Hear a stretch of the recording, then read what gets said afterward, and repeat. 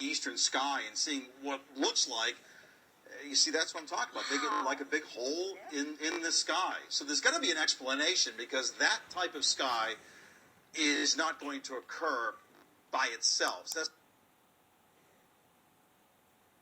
be some sort of factor coming into play that's going to cause there's another view of it. And on the last one, I'm going to try to explain actually what happened today. And let's move along to the last picture. We kind of zoom in. Now, these clouds here are called... He's lying about everything. First of all, he didn't zoom in, because watch. No, these pictures were taken a couple minutes apart, because you can tell the clouds are spreading out. Watch. Try to explain. Go back to the first one. Themselves. That's Here we go. That type of sky. Look how tight everything is not going now to watch. occur Watch the next one. by itself. So that's be some sort of factor coming into play that's going to cause there's another view of it. And on the last one, I'm going to try to explain actually what happened today. And on the last one, I'm going to by itself. So that's be some sort of factor coming into play. And it that's moves. going to cause there's another view of it. And on the last look at the tree. one, not going to occur by itself. Yep, tree's in the same spot, sort of so the camera didn't move. So all it's doing is shifting that way and opened and on the up. last one, I'm going to try to explain. Yeah, you go ahead and explain. All right.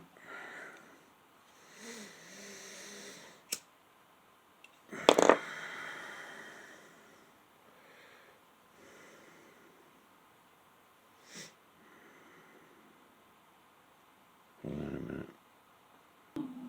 Give yourself a chance in life, because life is short and you can look up, and that's one thing I told myself. I just don't want to have no regrets knowing that I didn't give myself a chance, and if something was to go left or right, at least I could say I tried, So I feel like every other person that's dealing with those situations, give yourself a chance.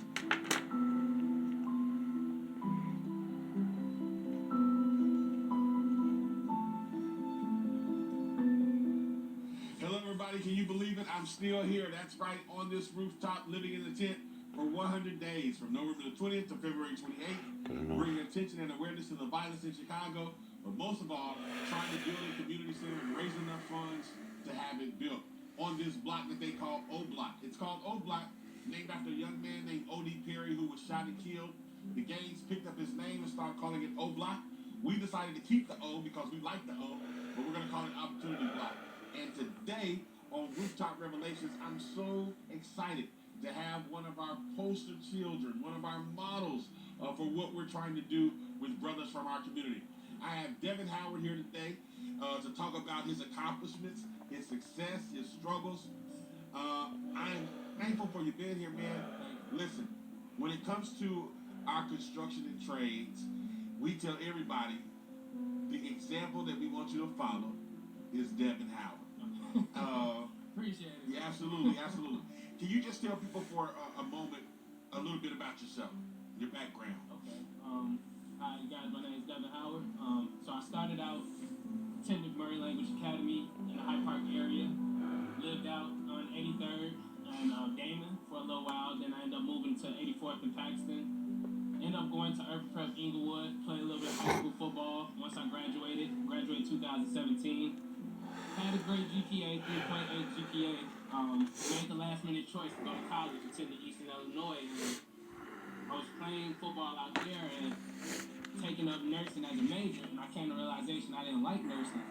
And while I was there, I started realizing like certain things that just wasn't falling in line with myself, and I was just feeling more so I wasn't comfortable going to school. It wasn't thinking as I wasn't good at school, but it was more so as I wasn't feeling like it was for me, myself. So I started picking up books, reading different books here and there on financial literacy. And first book I picked up was Rich Dad, Poor Dad, and John C. Maxwell's 7 Laws of Leadership. After that, I decided, you know what, it's time to give school a quit. Dropped out, and I decided to go sign up for the Navy. Sitting there on the teeter-totter for a little minute, contemplating if I wanted to go to the Navy, and I came to like my shipping date, and when my shipping date came, I backed out. I backed out, so I started thinking about looking up, I started investigating warships and different things going on, and you know what, I started picking up hands-on things such as real estate and carpentry and painting. I started falling in love with those things. One, my mom been in real estate for a minute, and I somewhat leaned on her, and I watched her, and I was thinking, how can I provide generational wealth for my family and for myself? And I was like, I'm gonna take on real estate and some type of hands-on that I could provide a trade. I'm sitting around for a little minute. I received a real estate license. My mom called me. She told me about the carpentry program. I somewhat thought about it. I said, I'm going to think about it. Next thing you know, she's like, you're not doing anything right now. The real estate hasn't really picked up yet. Let's take it on. And she was right. Time is your biggest commodity. I'm just sitting around wasting time. Joined the program, and man, it was a big change. I met a lot of new faces and people from different backgrounds, and it helped me realize that not all of us had the same circumstances, and to appreciate what we have. And I'll be honest with you, I built like a family and a friendship with some of those students. I still talk to them till this day, check in on some of them here and there on Facebook, and I stay in contact. But while I was in the program, I met a gentleman by the name of Bill, and as you'll know, Bill he works for Reconstruction. He's the CEO of Reconstruction. He provided me a business card that day, and that day, it was a year from later. COVID came around, I left, and I just said, forget it. I don't know what's going on. I'm probably not gonna stick with it. A year later, Bill reached out to me, offering me a position with the company as a project engineer. So from that point on, it's been great opportunities. Right. So here you are, growing up in the neighborhood. You going to school, figuring out, hey, that's maybe not what I want to do. Right. And you tried real estate, but you ended up in our construction class. Okay. You were the top student in our construction class. You did everything that we needed you to do. You went through all the trainings, got the certifications, and you ended up at a major construction company. Absolutely. Being a project manager. Yeah, that's it. So tell us about that. What is your job entail now? So I manage project sites. Okay. I go to different projects. I'm dealing with some in Deerfield. We're currently dealing with the project on 83rd and Cottage, the Discover project. I more so manage and make sure everything is in line as far as from material, submittals, to making sure the schedule is on point, providing weekly reports to the client. So it's basically the tail that's keeping the project managers up to date, make sure everything falls in line. So it's more so in office, it's not in the field, right. But you're still on that project from start to finish. So you have to be detailed, knowing where every subcontractor is at and what's the status of every project. Right. So you know the community, you know our construction program. How beneficial do you think it would be for a lot of the guys who are in gangs, who have lost their way, maybe some have come home from jail? How beneficial do you think it would be for them to be in a trades program like the one we offer at Project Hood? It would be great. It would be definitely beneficial.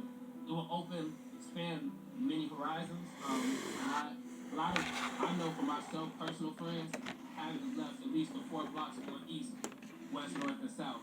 Some never seen downtown, and when I see some of their reactions when I expose them to some of the things that I've done already, and it's not like nothing major to me, but when I see their expression, it gives me a happy feeling inside, because it's like, I know I've experienced this before, but seeing you for the first time, and this is what it feels like, man, I wish I could do this for the next person over and over and over again, So I feel like the people that are in games, you should be able to give yourself a chance in life, because life is short and you can look up, and that's one thing I told myself. I just don't want to have no regrets knowing that I didn't give myself a chance, and if something was to go left or right, at least I could say I tried, So I feel like every other person that's dealing with those situations, give yourself a chance. Absolutely.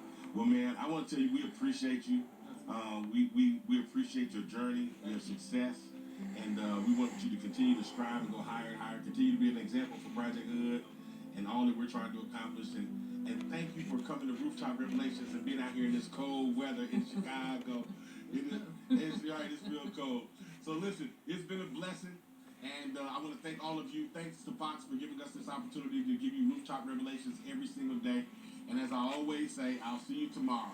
Peace. Person, a young boy, that by the time he was 6 years old, he was shot twice on two different occasions. One time he was shot at the playground, and another time he was shot at the confines of his own home.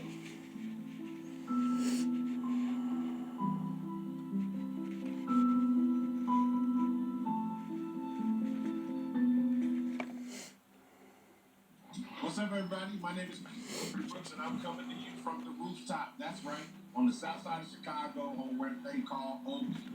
We call it opportunity, but O for opportunity. I want to thank you for tuning in to our Rooftop Revelations. I'm staying right here in this tent for 100 days from November the 20th to February 28th, bringing attention and awareness to the violence in Chicago, but also trying to build a community center that is so desperately needed.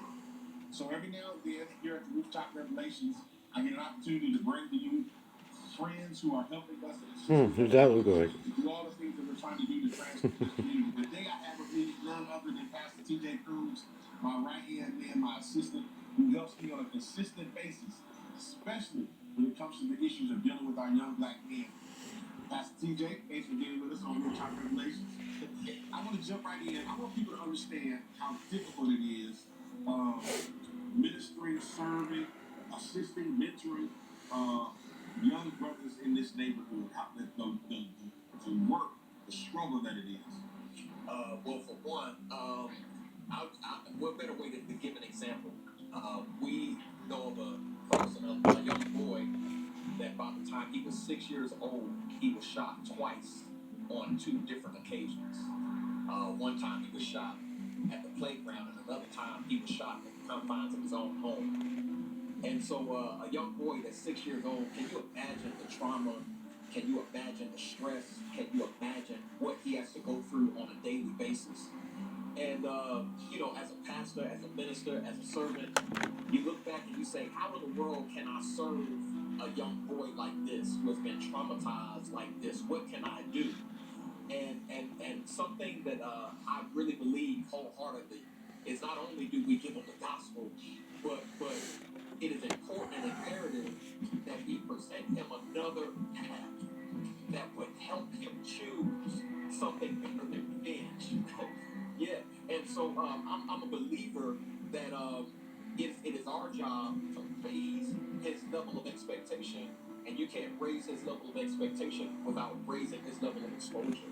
And so I think that's imperative and important that we show him at the age of 6, he's 9 now, and we expose him to different counseling, and we expose him to different people that's going to help him examine and see how he grew up in a different way, in a different light, instead of using it as something that's going to make him angry and frustrated. We can use it as a tool to help other people that's going through some of the same things that he went through. I remember when we had kids for summer camp, and one of the teachers in our summer camp wanted to get rid of him, wanted to send him home, and it was because they did not understand the trauma that he experienced. And I can remember having to sit down and explain to her, listen, this little boy has gone through a lot of trauma, and if we kick him out, where else is he going to go? Exactly. And that's the reason why, for me, the community center is so important. Yes. Because there's so many kids just like him.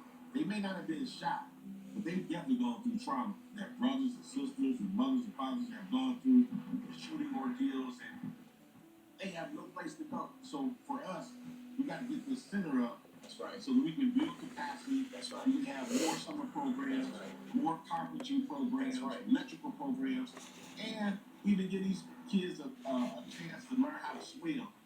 We talk about it all the time. Kids in our neighborhood don't even know how to swim. Never seen a swimming pool. Maybe. Yeah, right, exactly. Never seen a swimming pool. So, man, I want to thank you for the work that you do and how you assist in making life better for a lot of people. And it is, we talk about it, glorious hard work. And I want to thank you for being committed to it. You're going to be doing it till the wheels fall off. Yes, sir. Thank y'all for tuning in to Rooftop Revelations. And all I can say is just, I'll see you tomorrow. Peace.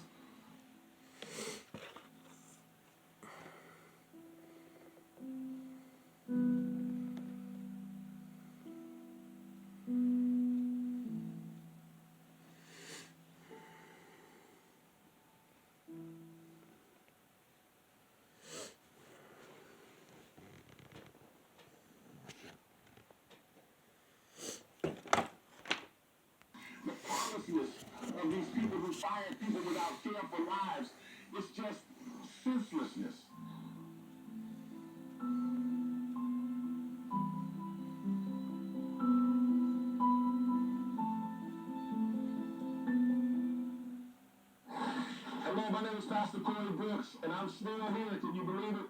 On the south side of Chicago, living out of this tent for 100 days. From November 20th to February 28th. Bring attention and awareness to the gun violence in Chicago. But most of all, I'm staying here to raise money to build a community center in a community that is really needed. This block called O Block, it's named after a young man who was killed by the name of O.D. Perry. The gangs picked up his name and called it O Block. We decided we're going to keep the O, but we're going to change it from O.D. Perry to Opportunity Block. So that's the reason why I'm thankful to Fox for giving me this opportunity every day to give you rooftop revelations. Just some thoughts, some solutions, some ideas that I think about very often. Well, this morning I woke up to a Sun-Times article, and it was a photo of a coffin and some horrific numbers with it. Numbers that hit right at home. I know people in these numbers, and they were not just numbers to me. Chicago has lost 57 school-aged children to gun violence this year. Can you believe that? 16 of them in elementary or middle school, according to records maintained by the Sun-Times. In 2020, 49 kids were killed, 12 of them before they reached high school. Dozens more 18-year-olds who were either current or recent students were fatally shot. Their deaths reverberating in their school communities.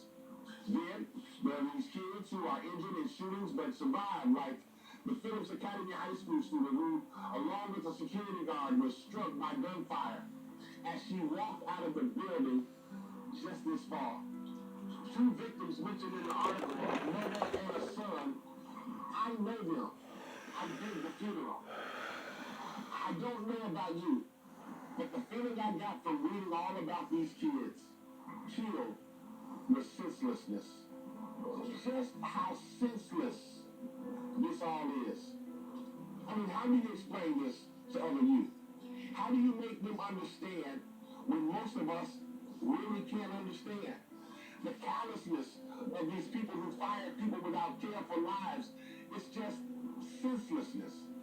We cannot give into the senselessness. We cannot become numb. We must transform the pain into positive. We must see the purpose.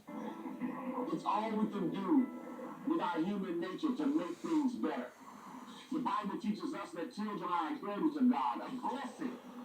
And this is why our building of a community center is so important. It's so vital to what we're attempting to do. To give kids a space, a safe space, a place where they can grow, a place where they can learn, a place where they can get affirmation, attention, and acceptance. To erase the senselessness that's terrorizing the community by replacing it with a positive force. We need help in Chicago. Our young people deserve a fighting chance. I'm so thankful for Fox giving me this platform to talk about issues that are so dear to my heart. To bring you along on the journey as we talk about violence, so that you can understand that all of these children being shot and killed is senseless. As I always say, thank you for sharing with me these rooftop revelations, and I'll see you tomorrow. Peace. Not just through this my neighborhood, like from Chicago alone. Like I knew a lot of people, and, like they was young at all ages, and I think I lost over 50 people. My family alone fell victim a couple times, and like I said, like from 2016 from now. So I've been taking a lot of like losses. It's hard, like it's hard to breathe. Sometimes mentally, like physically, everything just be draining. But I just keep going, I know like the people I lost, like. They gonna be proud of me one day.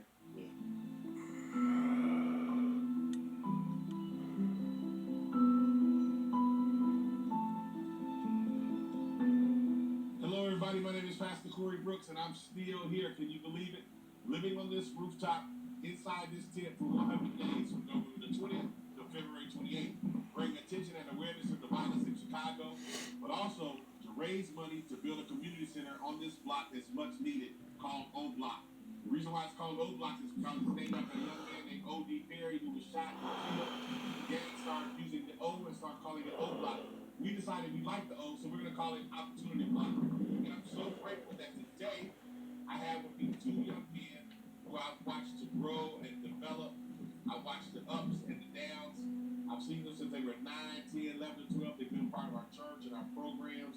And I'm really excited about what's going on in their lives. But I want to talk to them today. Mario to my right and Ike to my left. I want to talk to them today and help you understand why this center is so needed in this community. So, Mario, I want people to understand. So I want to ask a question. And the first question I want to ask is, can you just help people understand how hard it is growing up in this neighborhood? Well, like I'm part of my environment, so like everything that goes on in this, like really, I just feel a victim as, you know, I just got attached to it. It's very hard, you know, to come apart. We got it good, we got it ups. You know, this game affected everywhere in Chicago. Here we had much. We had no programs. We all had dreams. Like everybody had dreams, like be a basketball player, football player, etc. Like it just sometimes it just don't work out that way. Like we didn't really have a lot of opportunities that a lot of people have in the world. So it's very kind of hard for us, but we make the best of it. Well, that's right. Yeah, I say it's hard, like, because like how normal kids can live normal lives. Some of us we ain't have no choice but to go into like a adult life kind of early because of like a lot of like violence and stuff. Like we ain't grow up playing at parks and nothing like that. Like we have to do other stuff. One of the things I heard you say, and Mario, about dreams, having dreams, you didn't really get to have dreams, but you didn't have the opportunities. Can you take a moment? I know it's hard for you to talk about it, but can you just take a moment and just tell them about some of the things that you've experienced in your own family with the violence, as far as violence is concerned? Well, I'm gonna tell you my age. Well, I'm 21. 21. I'm finna be 22 this year. I ain't gonna lie to you. I think I lost over like 50 people. Like not just through this my neighborhood. Like from Chicago alone. Like I knew a lot of people. Like they was young at all ages, and I think I lost over 50 people. My family alone fell victim a couple times. And like I said, like, from 2016 from now. So I've been taking a lot of like losses. It's hard. Like it's hard to breathe. Sometimes it's mentally, like physically, everything just be draining. But I just keep going. I know like people I lost, like they gonna be proud of me when they lost a couple uncles, a brother, and I lost my brother recently in August. Lost my cousins back to back 2017. Lost my other cousin 2020, November 6th. I'm gonna come back and I'm gonna ask you about, because you said something about grieving. Matter of fact, let's talk about that now. Do you think a lot of kids who grow up in the neighborhood who lose people, do they get an opportunity to really grieve? Nah, like we really don't have enough time to grieve. Like I don't think it's really be enough time to grieve. Then it's like what's around us, so it be like it's like drugs, negativity. It's a lot of stuff negative. We really don't have too much positive going on over there. Like only the church, probably the community center out Seminots do for us. The church right here, they do what they can for us, and we appreciate that. Sometimes we don't. When I was young, I really didn't understand like what the stuff they was doing. I was like, it's lame. But now as I'm older and I understand everything, I be like, it's everything for a reason. I appreciate everything they done for me. Yeah. One of the things that we want to help y'all to do, y'all work for us in the summer programs. Y'all been a part of our programs, and I love both of y'all, and I'm encouraged because even though y'all had it tough, y'all have dreams and aspirations, and I know what y'all are trying to do, and I'm going to try to help y'all do it even more. But if we were to get this center up, IT, what would your job? What you think your job would be? Why? Well, it's two of them. So for one, I used to design clothes, so teach like the youth how to make like clothes and stuff like that. And then another one is music. I do music, so I can like work in the studio and like show them like how to work stuff like that. Yeah, I always tell Akeem, if there's any kid who's gonna be successful, if they don't make it in the clothing and entertainment, he will definitely be a great salesman because he will text you and he will not take no for an answer. Pastor, you got some work. He will text you 15 times.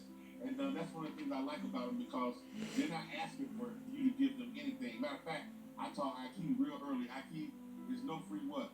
No free money. No free money. That's right. You gotta do what? Work. You gotta work. You gotta work. And so they both of these guys have an extreme work habit, and they're working hard to change the direction of their lives, even in the tough environment. He's got music and clothes going on. And Mario is he's got his camera here, so he's into media and photography and shooting videos. And so these guys will grow so much from having a community center, and not just them, but their friends and their family will be able to develop. So, in closing, y'all, tell us. I'll start with you, Mario, and then I'll end with you, IG. What do you think this community center will be for our community? What will it do? Man, that would be a tremendous idea. If it's not even our community, like people, like all the community around us, not even just us, like ourselves, anybody, like any kid. Like I don't really care. Like as long as you be you and be great, that's all that matters. Like, and I want to help you. I want to help you. I want to help. Like with this, I didn't really go to school for this. I learned everything on my own, but any knowledge I got, I help any youth that want to get into this. And why is it? You know, you said something. I want to.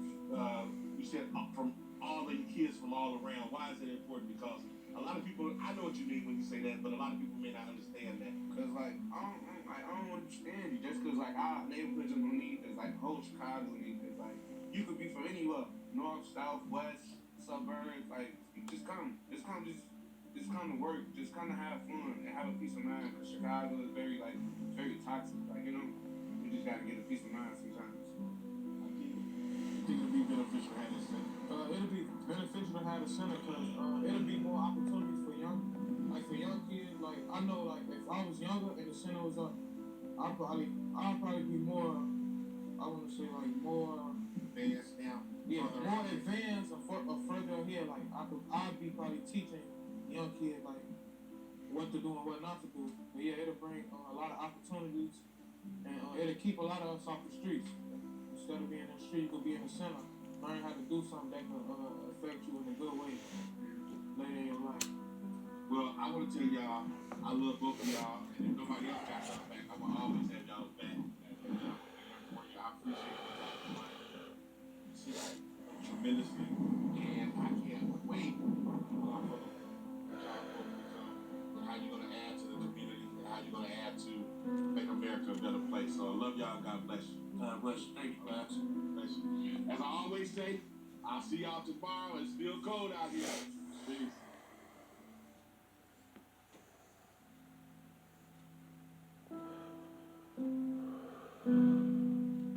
With all these brothers there, because there's a lot of brothers being let out of prison, how can we make sure at Project Hood that we help in that area and that we create opportunities and create a vehicle for total life change?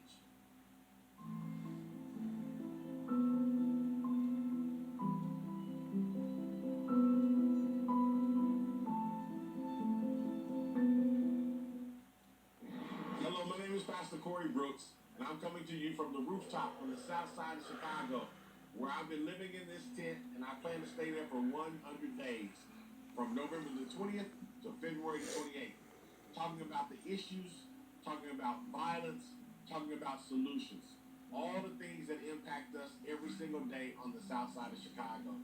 I want to thank my Fox family for giving us the platform to talk about what we call Rooftop Revelations. And from time to time, I get to bring in guests to talk about issues that impact us.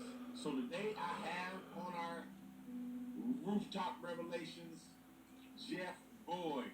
We call him Rafi.